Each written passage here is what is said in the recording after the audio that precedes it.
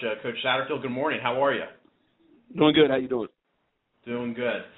Just a reminder, our members of the media, as I was just saying, star one to get in the queue to ask questions. Coach, while we're waiting for that, would you mind starting us off with a opening statement, maybe recapping your game against Georgia Southern last Thursday night? Yeah, first of all, I just thought our guys did a great job of coming back off a disappointing loss 5 days earlier. It's always a quick turnaround when you play on Saturday and have to come right back and play on a Thursday. And I thought our coaches did a good job of getting our guys prepared to play on Thursday. And then our guys came out and played inspired football. I thought we didn't have a great first quarter, but we finished it off really nicely in the second, third, and fourth. And that was a big win for us to get 6 wins, bowl eligible, and also to stay right there at the top of the Sun Belt at a 5-1 record. So, knowing now what happened after last weekend, we're still having an opportunity to compete for this championship. So we're fired up about that. Thank you very much, Coach. Our first questions come from Ethan Joyce with the Winston-Salem Journal. Ethan, please go ahead. Hey, Scott. I know we've talked a lot about kind of staying in control of your own destiny, and when you lose in Monroe, you kind of lose that ability a little bit. So, how are you guys feeling just kind of being back in that position where you have a lot more control over this season? Well, it was Saturday was fun. I think, particularly when you win on a Thursday, you get to sit back and relax and just watch some college football on Saturday, and we did that. And then, was following the game closely, the Arkansas State-South Al game, and that was a big win for South Al. And, obviously, it put everybody with at least one loss in the conference now. And so, what it does, it gives everybody with one loss a chance and an opportunity to still compete for the championship, over these last 3 weeks. And, for us, it just fired up our team, our coaches, and because know now that, us 4 teams can control their own destiny, really, ever how they finish out the season. So it's still a wide open race. And for us, with only 2 games left. And so, it's going to be a fun 3 weeks.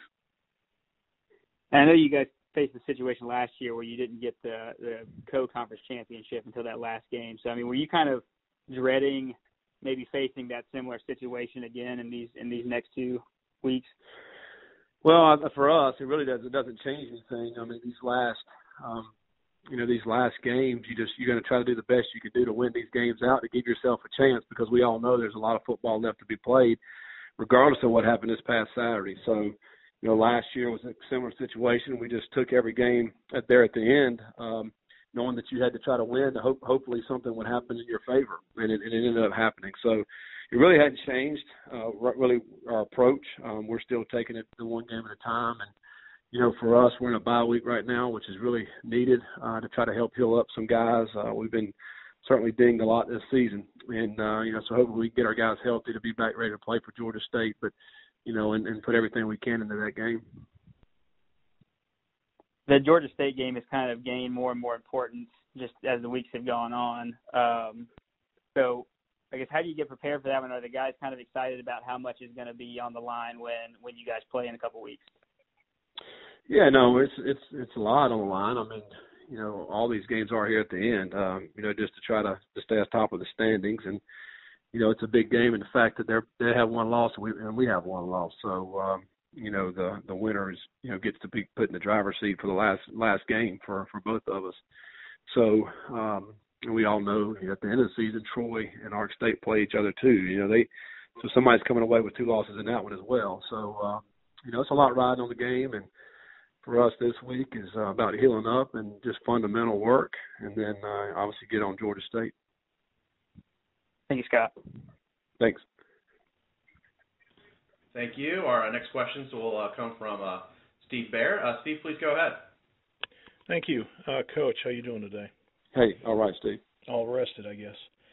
Yes. You would kind of, what's it going to be like lining up across the field from Sean Elliott?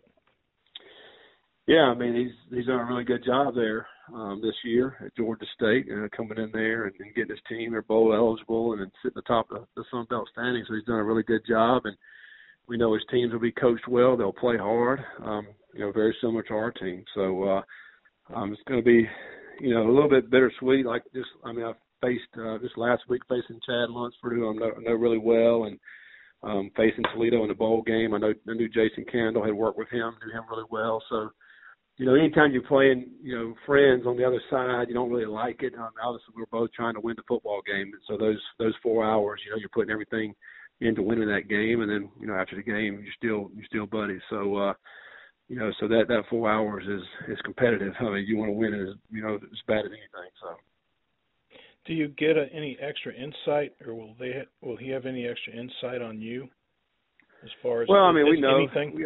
I don't know. We know each other well, and what makes each other tick, and that kind of thing. I mean, but what you're putting out on film, and at this point in the season, we both have tons of film, and your teams are what they are.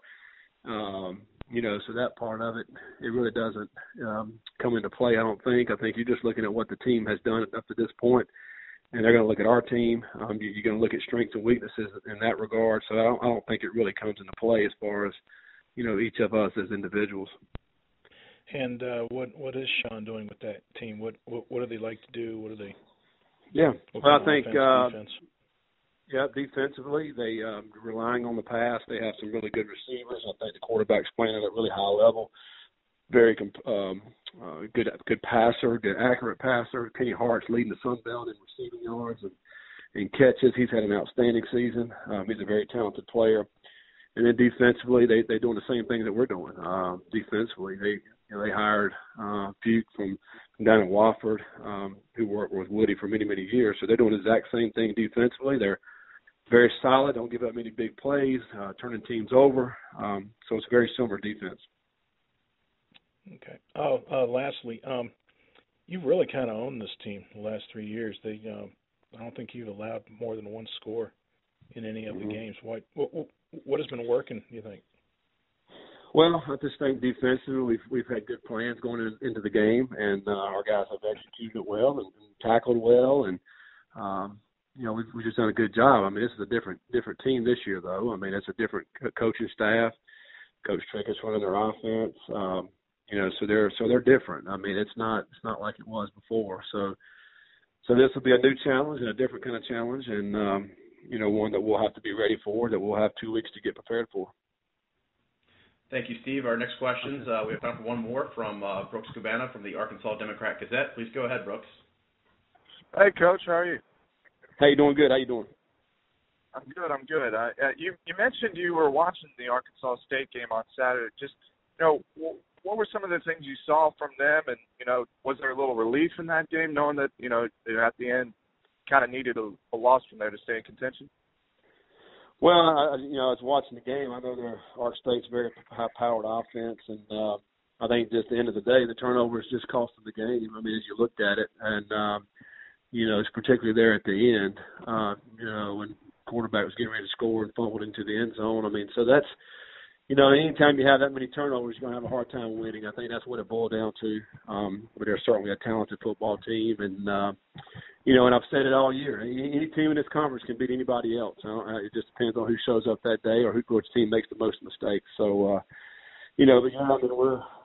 we're excited that we're back in this position now, and of course now there's 4 teams that have a chance to win this Sun Belt. You talked about that earlier in the call. This year, last year, that there isn't a conference championship next year. It starts. Is that is this kind of proof of that being a good thing for next year? Just what are your thoughts on that this last year heading into that? No, yeah, I think it's absolutely proof last year and this year that you have this many teams and you can't play them all. It's hard. So therefore, to have it come down to the end and have a championship game, so you have an outright champion, then I think that's going to be great. I think for the fans, it's going to be an awesome game, and in those particular schools, that'll be there. And every year in and year out, there's really never a dominant team. I think there's always going to be some teams maybe toward the top, but you're going to have to be able to compete for that championship is going to be outstanding, and we're looking forward to that in the years to come. Right. It's been shared sometimes. It's not sharing. That's right. Yeah. You sharing it, that's great too, because you still get a championship. But I think to lay it all out on the field, I think it's going to be big for our conference. All right.